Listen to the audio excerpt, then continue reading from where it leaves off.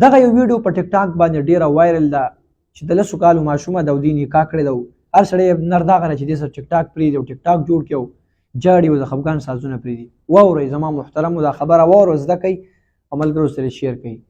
کوم سړی چې حلاله نکاح کوي حلاله نو بالکل په دې کې څه ممانعت نشته دی. یو جنۍ بالغه شوه که لسو کالو کې بالغې که اتو کې کلمو کې خو بلوغت هغه علامات پکې راغل نو حدیث کې راځي چې کوم سړی بالغه شي نو نبی علیه السلام هغې له واده کوي. اوس ګوره په دې باندې هر سړی ټیک ټاک جوړوي که نه چې دا جنۍ چې کوم دا واده کړی دی بې زوی پیدا شوی دی یا لور، هر سړی ټیک ټاک جوړوي چې دا وګوره داسې شوي دی. افسوس بات ولې دی؟ تاسو وګورئ ملک کې څه نه کېږي زموږ په دې معاشره کې چې 15 کالو جنۍ سره زنا وشي په هغې چا هم جړه اظهار ونه کړو او چې چا حلال نکاح وکړه په هغې سړی افسوس کوي. زم دا ډېر زبردست کار دی چې لور دې بالغېږي زوی دې بالغېږي ډایرکټي چې کوم دی نکاح وله کوه.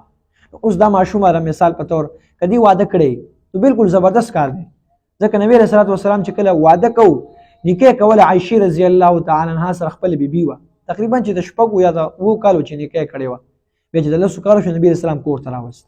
دې کې څه ممانعت نشته عربو ته چې تاسو لاړ شئ هغې څنګه جنۍ بالغه شي هغې ورکوي. بلکې زموږ شیخ صاحب به فرمایل شیخ حسن جان صاحب نور الله مرقده اول زه بار موږ له تللی وم او یو جنۍ مې وګتله تقریبا چې د 14 که د 18 کال وه وایي هغې نیا جوړه شوې د هغې نسي پیدا شوي.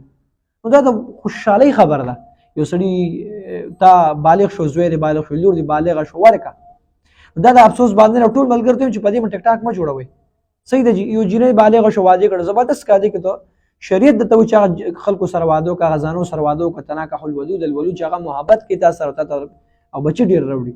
دا یو اهم پیغام و چې تاسو سره مې شیر کو کوشش وکړئ دا ویډیو خپله لازما واورئ هغه ملګرو ته ورسوئ کوم چې په ټیک ټاک جوړئ چې دا ټیک ټاک چا جوړ کړي دا ټول چې کوم دی لرې کړئ ځکه دا یو مسخره ده ځکه نکاح پس تاسو مسخرې کوئ چې ګناه څوک کوي په کار هغې مخه تاسو ځي هلکه دې سره ګناه وشوه او زیاتې وشوه په هغې چا هم څه ونه ویلې او چا حلال نکاح وکړه په هغې سړی بلکې نبی علیه السلام حکم دی تاسو نکاحګانې کوئ انشاءالله په دې باندې به عمل کوو. الله رب العزت زموږ ستاسو په معاشره کې دا معصیت او ګناهونه لرې کړي. واخر دعوانا الحمدلله رب العالمین.